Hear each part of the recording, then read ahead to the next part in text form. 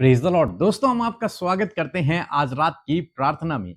और आज मैं आपसे बात करना चाहता हूं एक सीक्रेट प्लेस के विषय में, एक गुप्त स्थान के विषय में।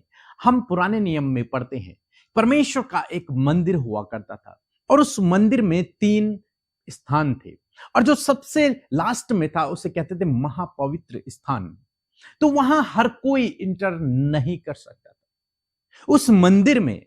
उस पवित्र स्थान और महापवित्र स्थान में केवल चुने हुए व्यक्ति ही जा सकते थे। हर कोई व्यक्ति वहां प्रवेश नहीं कर सकता था। यदि कोई व्यक्ति उस मंदिर में जाने की कोशिश करे, अंदर जाने की यदि कोई कोशिश करे, तो उसी समय मर जाएगा। यहां तक कि जो चुने हुए याजक महायाजक हुआ करते थे, वो भी यदि अनुचित तरीके से उस स्थान में प्रवेश कर गए तो वहीं उनकी मृत्यु हो जाया करती थी। इसलिए उनकी कमर पर एक रस्सी बांध दिया करती थी, ताकि जब ये अंदर जाएं और कहीं इनकी डेथ हो जाए तो इन्हें आसानी से बाहर खींचा जा सके, क्योंकि वहां दूसरा व्यक्ति प्रवेश नहीं कर सकता था। वो पूर्ण रूप से गार्ड किया हुआ था, सुरक्षित रखा हुआ था। मींस उसके अंदर कोई भी व्यक्ति प्रवेश नहीं कर सकता था, मना था। यदि कोई कर दे तो उसकी मृत्यु निश्चय।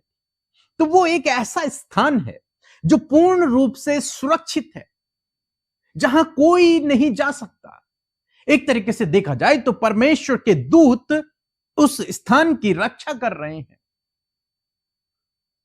और कोई भी व्यक्ति उसमें प्रवेश नहीं कर सकता। इसी प्रकार से दोस्तों, हमारे अंदर भी एक सीक्रेट प्लेस है, एक गुप्त स्थान है, और आपको भी चाहिए उस गुप्त स्थान की आप सुरक्षा करें। उस गुप्त स्थान की आप सुरक्षा करें। कोई भी उस गुप्त स्थान में प्रवेश न करने पाए। उस गुप्त स्थान की आप रक्षा करें, उसे प्रोटेक्ट करें, क्योंकि जब आप उसे प्रोटेक्ट करेंगे तो आप उसका फल अपने जीवन में देखेंगे, आप आगे बढ़ते चले जाएंगे। लेकिन यदि आप उस गुप्त स्थान में किसी को भी इंटर करने देंगे तो आप अपने जीवन को खराब कर देंगे।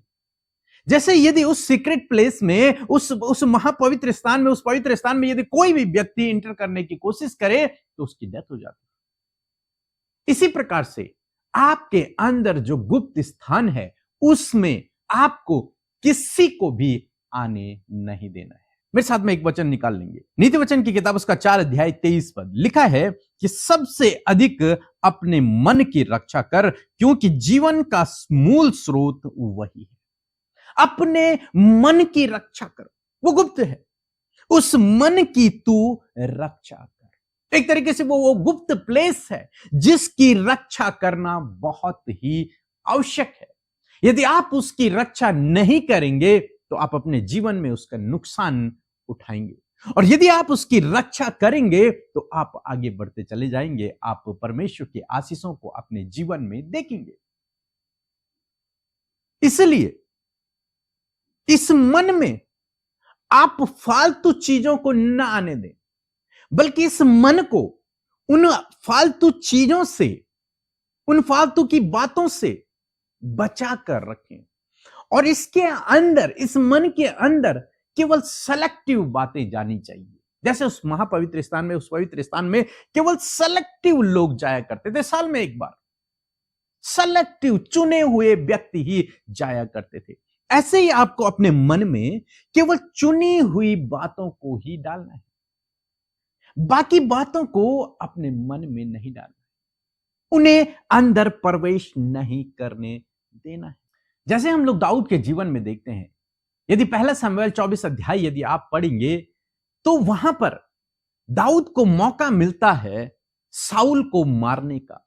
आप जानते हैं कि साउल दाऊद को मारने के लिए उसके पीछे पड़ा रहा और जंगल जंगल दाऊद भटकता रहा उससे बचने के लिए। लेकिन आज एक ऐसा मौका दाऊद को मिला है जब वो आसानी से साउल को मार सकता था और अपना बदला पूरा कर सकता था और अपना राजगद्दी पर बैठ सकता था, राजा बन सकता था और अपने विरोधी को समाप्त कर सकता था।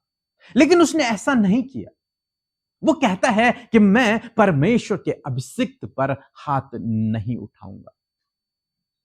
वो उस कड़वाहट को, उस विरोध को, उस गुस्से को अपने अंदर उस सीक्रेट प्लेस में नहीं आने देता है। वो वहीं उसे रोक देता है कि नहीं, मैं ऐसा नहीं करूंगा। हालांकि उससे पहले हो सकता है उसे गुस्सा रहा हो कि मुझे शाऊल को मारना है, लेकिन जब उसे मौका मिला तो उसने ऐसा नहीं किया। हालांकि शाऊल उसे मारना चाहता था, लेकिन दाऊद उसकी हानि नहीं करना चाहता। दाऊद उसे मारना नहीं चाहता है। इसका मतलब क्या है? दाऊद ने अपने मन को पूर्ण रूप से प्रोटेक्ट कर रखा है और उस गुस्से को उसने अपने मन में प्रवेश नहीं करने दिया है, बल्कि उसके मन में क्या है? परमेश्वर के वचन है। उसके मन के अंदर क्या है? परमेश्वर का वचन है। वो कहता है कि मैं परमेश्वर के अभिषिक्त पर हाथ नहीं उठाऊंगा। उसके मन में परमेश्वर का वचन है। ये गुस्सा, ये लड़ाई झगड़े, ये उसके मन में नहीं है। वो कहता है नहीं, यानी कि उसने अपने मन को उस समय प्रोटेक्ट कर रखा है। यही आपको भी करना है, अपने मन को आपको प्रोटेक्ट करना है। और यदि आप अपने मन को प्रोटेक्ट कर गए तो आप परमेश्वर के आशीषों को अपने जीवन में देखेंगे। आपको इस मन में केवल कुछ चुनिंदा बातों को डालना है, और वो चुनिंदा बातें क्या हैं? वो चुनिंदा बातें हैं परमेश्वर का वचन।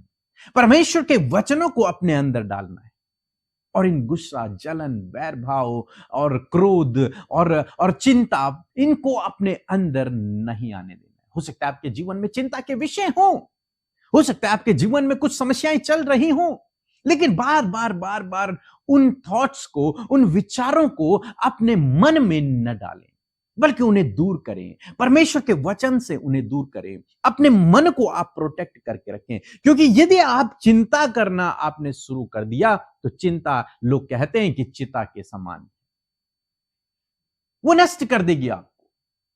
आपको क्या करना है? आपको अपने इस गुप्त स्थान में, इस मन में केवल और केवल परमेश्वर के वचनों को प्रवेश कराना है, और बाकी बातों को जो परमेश्वर के वचन के विरोध में है, उन्हें उसके अंदर नहीं आने देना है। अपने मन की रक्षा करनी।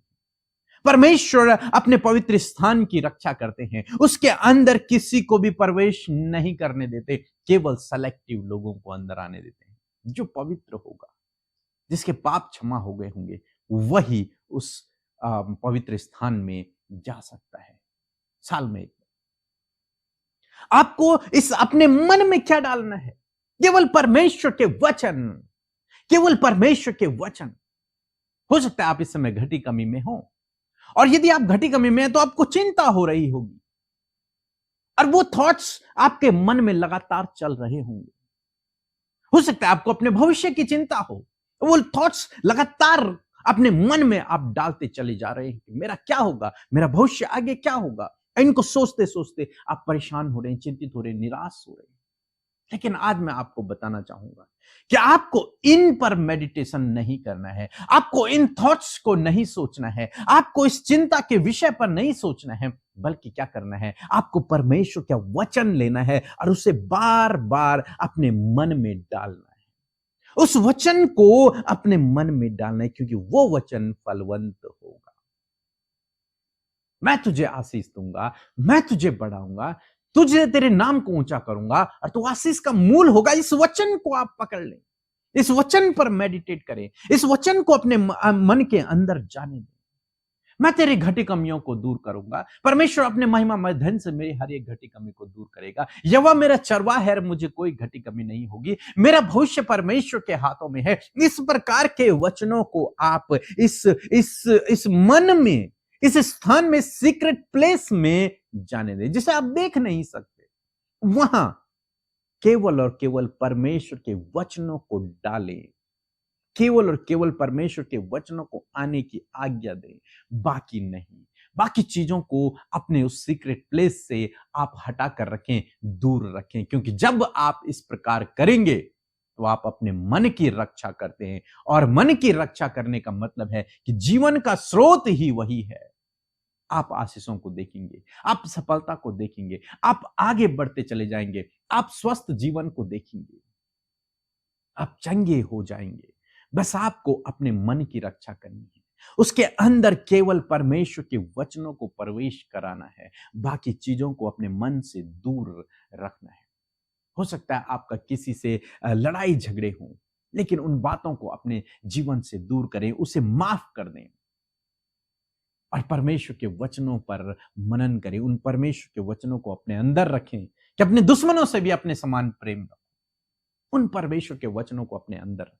जब आप इस प्रकार करेंगे तो आप अपने मन की रक्षा कर रहे हैं, और सबसे ज्यादा जरूरी है मन की रक्षा करना, क्योंकि जिस प्रकार के वचन, जिस प्रकार की बातें आपके मन में होंगी, वैसा ही आप बनते चले जाते हैं। जैसा आप के मन में आप सोचते हैं, आप वैसा ही बनते चले जाते हैं। यदि आप लड़ाई झगड़े के थॉट्स को सोचेंगे तो आप लड़ाई झगड़ा करेंगे। यदि आप चिंतित रहेंगे, चिंता के विचारों को सोचेंगे, तो आप धीरे धीरे धीरे धीरे तनाव में चले जाएंगे। इसलिए आज शाम में मैं आपको उत्साहित कर रहा हूं कि आपको अपने उस सीक्रेट प्लेस, उस मन की रक्षा करनी है। उसके अंदर इन फालतू की बातों को, जो परमेश्वर के विरोध में है, परमेश्वर के वचन के अगेंस्ट है, इनको अंदर नहीं आने देना है। वहां केवल और केवल परमेश्वर के वचनों को आपको आने देना है, उनको स्टोर करना है, क्योंकि वे वचन फलवंत होंगे और आप आगे बढ़ते चले जाएंगे। सो प्रभु आपको इस वचन के द्वारा बहुतायत से आशीष दे। आमीन। आप सबको जय मसीह की। परमेश्वर का धन्यवाद करते हैं आज की सुंदर शाम के लिए। मैं आशा करती हूँ इस गवाही को सुनकर आपने बहुत आयत से आशीष पाई है। ऐसे ही आश्चर्य कर्म प्रभु यीशु मसीह ने आपके जीवन में प्रार्थना के दौरान किए हैं। आप भी अपनी गवाहियों को हमें इस नंबर पर भेजें और बहुत सारे लोग आपकी गवाहियों को सुनकर आशीष पाएंगे। आइए मिलकर मेरे साथ आप प्रार्थना करें, अपनी विनतियों को, अपने निवेदन को, अपने लाइफ की प्रॉब्लम्स को प्रभु यीशु के आगे खुलकर कहें। प्रभु यीशु मसीह आपकी प्रार्थना को सुनकर उत्तर देंगे। आइए मिलकर प्रार्थना करें। धन्यवाद धन्यवाद धन्यवाद करते हैं हमारे प्यारे पिता। आप बहुत ही भले और अच्छे पिता हैं। आप हमारी प्रार्थनाओं को सुनकर उसका उत्तर हमेशा देते हैं। इसलिए परमेश्वर हम आपके नाम को प्रेज करते हैं। आप सिंहासन पर विराजमान हैं, आप हमारे ओर हैं परमेश्वर पिता, आप हमारे साथ और आपने हमें सहायक दिया है। प्रभु हम आपका धन्यवाद करते हैं। स्वर्ग का नागरिक प्रभु आपने हमें बनाया, हमें चुना, आपने बुलाया, हमारे गुनाहों को अपने लहू से धोकर प्रभु जी आपने हम सबको पिता प्रभु धर्मी बनाया। इस बात के लिए धन्यवाद। हम सब प्रभु यीशु मसीह आपके स्वरूप और समानता में बनाए गए हैं। प्रभु हम आपका धन्यवाद करते हैं। धन्यवाद करते हैं कि आज की शाम में जितने भी लोग हमारे साथ इस प्रार्थना में शामिल हैं, वो जहां कहीं से भी प्रभु इस प्रार्थना को सुन रहे हैं, प्रभु वो जहां है वहीं आपकी उपस्थिति उनके साथ में हो, वहीं पवित्र आत्मा आप उन्हें गाइड करे और प्रार्थना में हर एक की अगुवाई करे। हर प्रकार का डिस्टर्बेंस, नेगेटिव थॉट्स, दुष्ट के हर एक कार्य और हर एक दुष्ट आत्मा इसी वक्त निकलकर चली जाए। यीशु के नाम से हम आज्ञा देते हैं। हर एक के ऊपर आपके होली स्पिरिट का कंट्रोल मांगते हैं। प्रभु जो बातें इन्हें निराश कर रही हैं, इनके मन को डाइवर्ट कर रही हैं, इनके मन में भटकाव को लेकर आ रही है, प्रभु यीशु के नाम से हम उन्हें दूर करते हैं, नष्ट करते हैं। प्रभु हम आपका आदर करते हैं। पिता ये सुंदर पल आपने हम सबको दिखाया प्रभु कि हम आपके सम्मुख आकर आपसे बातचीत कर सके, और आपने अपने वचन से हमसे बातचीत किया। प्रभु हम आपके वचन का आदर करते हैं। आपके वचन के द्वारा प्रभु आपने अपनी बातों को हम सब से कहा, हम सब से बातचीत किया। प्रभु हम आपका धन्यवाद करते हैं पिता। सच मेरे प्रभु आपने प्रभु हमारे अंदर प्रभु एक सीक्रेट प्लेस दिया है परमेश्वर पिता। जिस सीक्रेट प्लेस में परमेश्वर पिता आपने अपने वचन के लिए हमें जगह दी है परमेश्वर पिता, कि हम उस वचन को उस सीक्रेट प्लेस में प्रभु रख सकें और हर प्रकार की नेगेटिविटी से प्रोटेक्ट हो सके। प्रभु आप हमारे प्रोटेक्टर हैं, आप हमारे गाइडर हैं, आप हमें प्रभु लीड करते हैं। प्रभु हम आपका धन्यवाद करते हैं। और इस समय प्रभु जितने भी लोग दुखी हैं, परेशान हैं, निराश है, चिंता में है, व्याकुल है और बेचैन है, यीशु के नाम से उनकी इन सारी समस्याओं को हम उनके जीवन से जाने की आज्ञा देते हैं। इस समय प्रभु आपके लोग फ्री माइंड होकर प्रभु आपके सम्मुख बैठे और प्रभु आपकी बातों को रिसीव करें। प्रभु आपका वचन का जो प्रकाशन, आपके वचन की जो बातें प्रभु आपके लोगों ने अपने जीवन में रिसीव किया है, प्रभु मैं दुआ करती हूँ पिता कि आज ये अपने मन में तेरे वचन को जगा दे सके, अपने सीक्रेट प्लेस में, अति पवित्र स्थान में प्रभु जी, वो प्रभु आपके वचन को आदर दे सके, ताकि आपका वचन जब उस सीक्रेट प्लेस में हो तो प्रभु उसकी ब्लेसिंग्स प्रभु हमारे जीवनों में आ सके। पिता मेरे प्रभु, मैं प्रार्थना करती हूँ पिता, कोई भी ऐसी नेगेटिविटी, कोई भी ऐसा थॉट प्रभु, कोई भी ऐसी बातें प्रभु जो आपके लोगों को कमजोर बना रही है, जो प्रभु उन्हें प्रभु दुखी और निराश करे, उनके जीवन में उन्हें प्रभु डिक्रीमेंट की ओर लेकर जा रही है, तो प्रभु मैं प्रार्थना करती हूँ कि वो हर प्रकार की नकारात्मक बातें, नकारात्मक थॉट्स, हर प्रकार की नेगेटिविटी इसी वक्त हम आज्ञा देते हैं, इनके जीवनों को छोड़कर जाओ यीशु के नाम से। परमेश्वर पिता, बहुत सी ऐसी बातें प्रभु जो इनके माइंड में है परमेश्वर पिता, प्रभु जो नेगेटिव है, वो गुस्सा, वो ईर्ष्या, वो जलन, वो प्रभु हर प्रकार की बुरी अभिलाषाएं, बुरी संगति, गलत स्वभाव, गलत चाल चलन, यीशु के नाम से इन सारी बातों को प्रभु आज तेरे लोग दूर करने पाए और अपने सीक्रेट प्लेस में आपके वचन को जगह देने वाले हो सके। प्रभु जब ये नेगेटिव थॉट आ रहा है कि कैसे अपने कर्जे को चुकाएंगे, कैसे बच्चों की परवरिश करेंगे, कैसे वो अपने जीवन में सक्सेसफुल होंगे, यदि ऐसे थॉट्स प्रभु आज इनके माइंड में चल रहे हैं, यीशु के नाम से प्रभु हर एक थॉट प्रभु जो नेगेटिव है उसे हम नष्ट करते हैं प्रभु। इनके अंदर प्रभु वो सिलेक्टेड बातों को प्रभु ये अपने माइंड में रिसीव कर सके। पिता थैंक यू फादर, आपने इनके कर्जे के विरोध में प्रभु अपने वचन को कहा है कि तुम उधार लेने वाले नहीं परंतु देने वाले बनोगे। प्रभु यीशु मसीह आप महान परमेश्वर हैं प्रभु। और पिता मैं प्रार्थना करती इस समय प्रभु इनके सारे कर्जे, फाइनेंशियल प्रॉब्लम, हर प्रकार की जरूरतें इसी वक्त इनके जीवन से चली जाए, क्योंकि तूने अपने महिमा में धन से इनके लिए सब कुछ पूरा किया है। इस समय बहुत से लोग डिप्रेशन में प्रभु, बहुत सी बातें प्रभु जब उन्होंने अपने परिजनों को खो दिया या फिर उनके साथ धोखा हुआ या फिर फ्रॉड हुआ है प्रभु, जिसके कारण प्रभु उन बातों को सोचकर प्रभु डिप्रेस हो रहे हैं। तेरा वचन कहता है कि जो कल्पनाएं मैं तुम्हारे विषय करता हूँ वो हानि की नहीं वरन लाभ की है। परमेश्वर आप अपने लोगों के लिए हमेशा कुशल और लाभ की योजनाएं बनाते। मैं प्रार्थना करती हूँ प्रभु जो कुछ इन्होंने अपने जीवन में देखा प्रभु हम उसे कैंसिल करते हैं और प्रभु आपकी पॉजिटिविटी, आपकी भली योजनाएं प्रभु आपके लोगों के लिए हम मांगते हैं परमेश्वर पिता। इस समय बहुत से लोग प्रभु गंभीर बीमारियों से ग्रसित हैं और प्रभु माइंड में आ रहा है कहीं इस गंभीर बीमारी से तुम्हारी मृत्यु ना हो जाए प्रभु। यदि आज ये नेगेटिव थॉट प्रभु इनके माइंड के थ्रू प्रभु इन तक पहुंच रहा है तो प्रभु यीशु के नाम से इस नेगेटिव थॉट को हम रद्द करते हैं। तेरा वचन कहता है कि मैं तुम्हें दीर्घ आयु से तृप्त करूंगा और अपने उद्धार के दर्शन को दिखाऊंगा। यस माय लॉर्ड, आज इस वचन को ये अपने सीक्रेट प्लेस में प्रभु रिसीव करने पाए, ये अपने उस गुप्त स्थान में परमेश्वर पिता प्रभु उन वचनों को प्रभु जगह दे सके जो वचन प्रभु तेरी पॉजिटिविटी को फ्लो करती है। पिता मेरे प्रभु जी मैं प्रार्थना करती हूँ प्रभु आज तेरी पॉजिटिविटी प्रभु इनके जीवन में, इनके फैमिली में, इनके बच्चों की लाइफ में फ्लो होने पाए यीशु के नाम से। Thank you father.